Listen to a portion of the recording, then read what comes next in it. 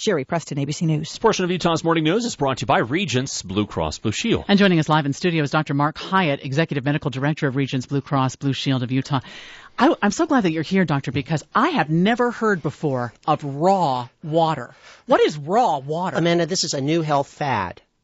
It's raw water. It's water that has not been treated, filtered, or processed in any way. And people are drinking it. Who wants this raw water anyway? Well, any people, Brian, with misgivings about tap water treatment processes and additives such as fluoride, as well as those who want to preserve the natural substances found in unfiltered water. Is there a danger to? There could be. You think that we do a significant amount of treatment of our water. We filtrate it, chlorinate it, sanitize it to remove all those bad things like chemicals and germs. So can you buy raw water? Yeah, where does it come from? Like spring sources, I guess? Or? Yeah, a lot of companies now are bottling this raw water from springs and not treating it. Okay. Well, that's good to know. Well, let's talk about this. New research pointing, I guess, many parents are starting their babies on solid food too quickly. What's the concern here? Yeah, Brian, a new study found that about half of babies in the U.S. are introduced to foods or drinks other than breast milk or formula earlier than they should be. I remember having sort of pressure to get my baby started on. Well, I guess what are the benefits of getting a baby started on solid foods too? Well, really, the benefit of delaying starting them on solid food is that they're exposed to the very good nutrients and substances in breast milk, and that's very important for their immunological health. And they're also less likely thereby to become overweight or to develop diabetes later in life. All right, so if 6 months is too soon, what are we talking about here? When should we do actually, this? 6 months is the right That's the right time.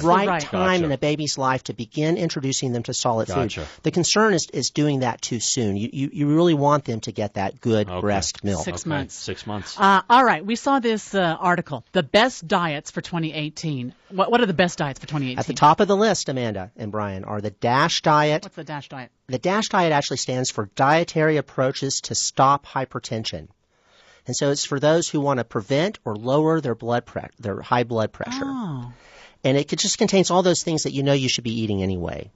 So, calcium, protein, fiber, all those things that are crucial to fend off or to fight high blood pressure. What's the other one at the top of that list? The Mediterranean diet. Tell me about that one. Well, we observe that people near the Mediterranean Sea tend to live longer than most Americans with less chronic disease. I'm thinking olives, things like that, oils. Exactly. Just nuts, certain proteins that aren't red meat, vegetables. Huh. Interesting. I eat that anyway. I think I just eat too much. That's never too much. Yeah. But this is diet like it's low in red meat, right? I think it's like less meat and more of the vegetables and things like that, and fish maybe perhaps. That's right. And particularly as we mentioned, low in red meat, sugar and saturated fat, and really high in produce and nuts. Okay. It's always good to see you, Doctor. We'll see you next Monday back here. It's always good to see Dr. Hiatt, which we do the medical moment here. This portion of Utah's Morning News is brought to you by Regence Blue Cross Blue Shield. KSL News Time is now.